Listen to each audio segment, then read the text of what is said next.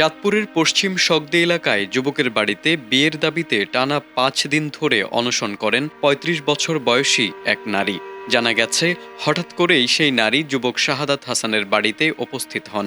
এরপর তিনি দাবি করেন সামাজিক যোগাযোগ মাধ্যমে তাদের পরিচয় হয়েছে এবং দীর্ঘদিন ধরে তাদের মধ্যে প্রেমের সম্পর্ক রয়েছে। সেই সূত্র ধরেই তিনি বিয়ের দাবি নিয়ে ওই বাড়িতে অবস্থান নেন।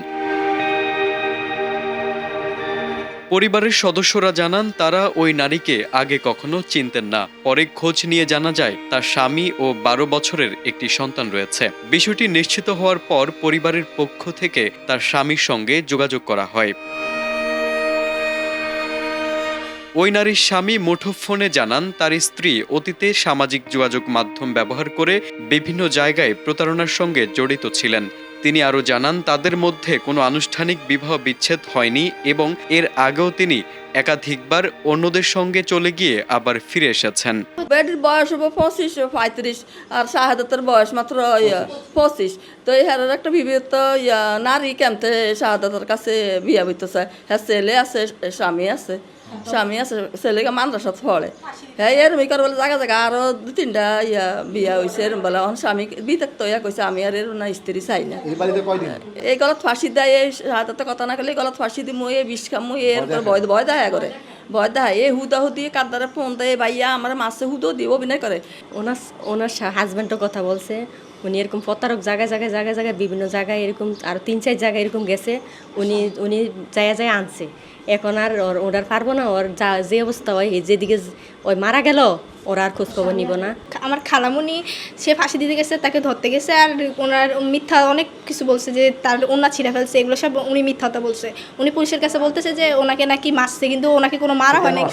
সে আসছে হচ্ছে গিয়ে আমার মামার সাথে বিয়ে করার জন্য। অন্যদিকে অনশনরত নারী তাসলিমা তানিয়া দাবি করেন, ৩ বছর আগে শাহাদাতের সঙ্গে তার প্রেমের সম্পর্ক গড়ে ওঠে। তিনি জানান, বিয়ের আশ্বাস দিয়ে তাকে চাঁদপুরে আনা হলেও পরে তাকে আর খুঁজে পাওয়া যায়নি। বর্তমান স্বামীর সঙ্গে আনুষ্ঠানিক বিচ্ছেদ না হলেও তিনি শাহাদাতকে বিয়ে করতে চান বলেও জানিয়েছেন। বিয়ের প্রলোভ দেখে বাসায় আনছে, আমাকে বল শাহাদাত আমাকে বলছে বিয়ে করবে, আমার সাথে শারীরিক সম্পর্ক করছে। আমার কাছ থেকে ১৫ লাখ টাকা নিচ্ছে, নিয়ে ওর মায়ের চিকিৎসা করছে, নিজে খরচ বহন করছে। আর ওর যত যাবতীয় খরচ আমি নিজে বহন করছি। আপনাদের কাছে একটাই রিকোয়েস্ট, আমার সংসার যখন ভাঙছে শাহাদাতকে আমার করে দেন। আমার সাথে প্রতিদিনে কথা বলতেছে, বাট কালকে সকাল ৯:৩৫ থেকে কথা বলে না। আর আমাকে বলছে, তুমি আমার বাসায় আসছো, আলহামদুলিল্লাহ, তুমি থাকো, আমি তোমাকে গ্রহণ করব। তুমি আমার বাবা মার সামনে বেয়াদবি করবো না, পর্দা করে চলো, আমি তোমাকে রাখবো। এদিকে শাহাদাতের পরিবারের সদস্যরা অভিযোগ করেন, ওই নারী হঠাৎ বাড়িতে ঢুকে পড়ে বিয়ের জন্য চাপ সৃষ্টি করেন। তারা জানান, বিয়ে না করলে বড় ধরনের ক্ষতির হুমকি দেওয়া হয় এবং মিথ্যা মামলায় ফাঁসানোর কথাও বলা হয়। আমার ছেলে শাহাদাত, তার বয়স হলো ২৫, মেয়ের বয়স ৩৫। এই মেয়েটা আমরা চিনিও না, জানিও না। আমার বাসাত কেউ ছিল না, আমি একটা ছিলাম। আমার পরিবার ছিল ঢাকাতে, এ মেয়ে আমার বাসায় ঢুইকা পানি খাওয়ার নাম দিয়ে ঢুইকা রাত্রে রয়েছে। পরের দিন আমার ব্ল্যাকমেল করা ধরছে, তারে আমার ছেলে আনছে বিভিন্ন করে, এরপরে রুম লক করিয়া নিজে যাই ফাঁসি দিত। এরপরে বেকায় দেয় আমি পড়ি, এরপরে আমি পুলিশের জানাইছি। এখন তারা দেখবো, আমি এই জিনিসটার ন্যায় বিচার চাই। পরিস্থিতি জটিল হয়ে উঠলে বিষয়টি স্থানীয় গণ্যমান্য ব্যক্তিদের জানানো হয় এবং পরে চাঁদপুর মডেল থানায় অভিযোগ দায়ের করা হয়। পুলিশের সদস্যরা ঘটনাস্থলে গিয়ে ওই নারীকে বুঝিয়ে বাড়ি ফেরানোর উদ্যোগ নেন।